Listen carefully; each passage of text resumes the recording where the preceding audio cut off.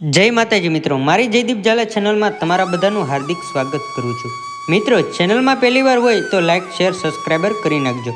મિત્રો, આજે હું તમને જણાવીશ દ્વારકા નગરી વિશેનો ઇતિહાસ. તો મિત્રો સાંભળો. દ્વારકા એક એવું પ્રાચીન ધાર્મિક શહેર છે જેને ભગવાન શ્રી કૃષ્ણએ આશરે 9000 વર્ષો પહેલાં વસાવ્યું હતું. પરંતુ અચાનક એવું શું થયું કે આ સોનાની દ્વારકા નગરી પાણીમાં ડૂબી ગઈ? હાલમાં પણ સમુદ્રની અંદર સોનાની દ્વારકા નગરીના અવશેષો હયાત છે. તો ચાલો જાણીએ આ સોનાની નગરીનું રહસ્ય શું છે. દ્વારકાનું નિર્માણ શ્રીમદ ભાગવત જણાવે છે કે મથુરા છોડ્યા પછી ભગવાન શ્રી કૃષ્ણએ દ્વારકા નગરીનું સ્થાપન કર્યું. દ્વારકાનું નિર્માણ કરતાં પહેલાં શ્રી કૃષ્ણએ સમુદ્રને 12 યોજન જમીન આપવાનું અને પાણીને ખસેડી લેવાનું વિનંતી કરી. આથી સમુદ્ર દેવે જગ્યા આપી. ત્યારબાદ વિશ્વકર્માએ દ્વારકાનું નિર્માણ કર્યું. પરંતુ શ્રી કૃષ્ણનું મૃત્યુ પછી આ સુંદર સોનાની નગરી સમુદ્રમાં ડૂબી ગઈ. વિશેષ પ્રમાણે ખોદકામમાં મળેલી દ્વારકાની કહાની 9000 વર્ષો જૂની છે. આ શહેર પ્રાચીન સભ્યતાથી જોડાયેલું હતું. જે સમયે આવું બીજું કોઈ શહેર ન હતું.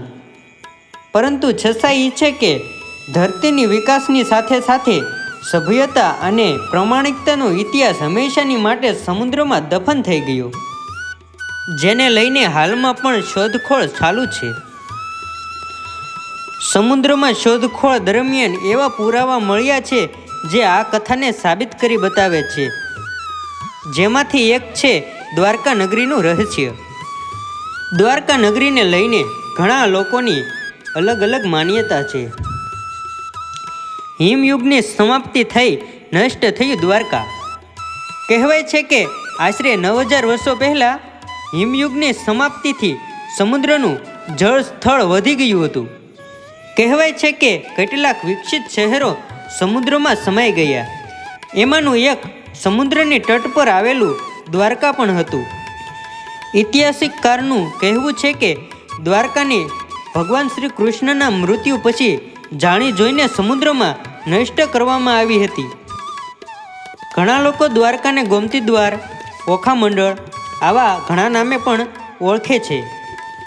આ શહેરની ચારે ફરતી ખૂબ લાંબી દિવાલો હતી, જેમાં ઘણા બધા દ્વાર પણ હતા.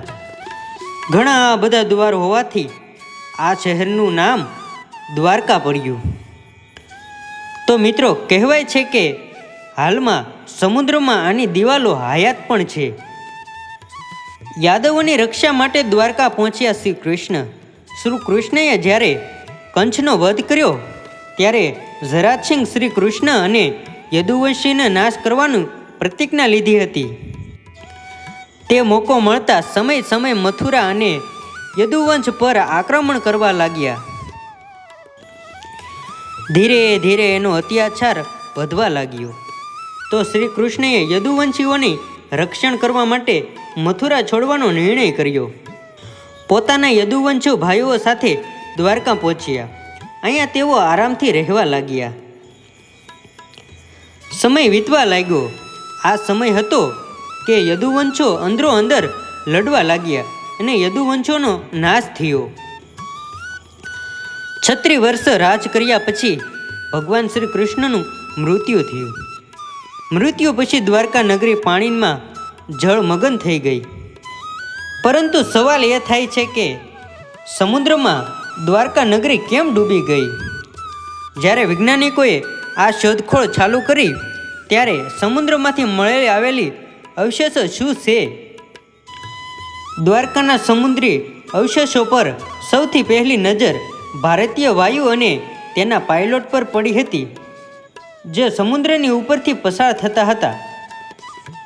પોપેસિયર રાય અને તેની ટીમ 1980માં સમુદ્રની અંદર 500 થી 600 મીટર લાંબી ઊંડાઈમાં દ્વારકાની લાંબી દિવાલની શોધ કરી હતી. જ્યારે તેમણે પહેલાંના સમયના વાસણો પણ મેળવેલા છે, જેના 5000 થી 6000 વર્ષ જૂના હતા. 2005 થી 2007માં ભારતીય પુરાતત્વમાં વિભાગે સમુદ્રે સમાયેલા દ્વારકાની નગરીના અવશેષો શોધી કાઢ્યા છે. 2005માં તેમણે સમુદ્રની અંદરથી એવા વિશાળ પથ્થરો મેળવ્યા, જેને ચેક કરવા માટે દેશ વિદેશની લેબોરેટરીમાં મોકલવામાં આવ્યા હતા. એને જાણવા મળ્યું કે આ વિશાળ પથ્થરો કોઈ વિશાળ મંદિરો અથવા મહેલોના હોઈ શકે.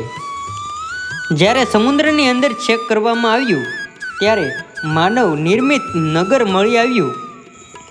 તો આ નગર આશરે 30,000 વર્ષ જૂનું છે અને 9,000 વર્ષોથી સમુદ્રમાં દફન છે.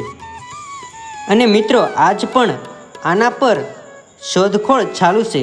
તો મિત્રો આ હતો દ્વારકા નગરીનો ઇતિહાસ. તો મિત્રો તમને આ ઇતિહાસ કેવો લાગ્યો એ મને કોમેન્ટ દ્વારા જણાવજો.